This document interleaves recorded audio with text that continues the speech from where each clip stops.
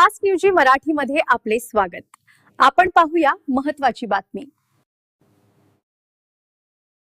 नाशिकच्या सातपूर परिसरात आज सकाळपासून भीतीचं वातावरण पसरलं होतं. एका बिबट्याने तब्बल 5 तास नागरिकांची झोप उडवली.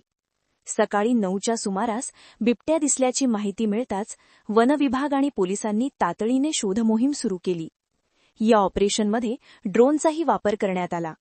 बिबट्या वारंवार बांधकाम सुरू असलेल्या रो हाऊसमध्ये लपून बसत होता.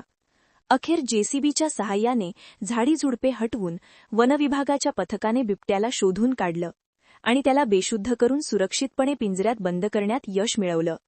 मात्र काही अतिउत्साही नागरिकांच्या गर्दीमुळे या रेस्क्यू ऑपरेशनमध्ये अडथळेही निर्माण झाले. शेवटी बिबट्या पकडला गेल्यानंतर नागरिकांनी सुटकेचा निश्वास सोडला.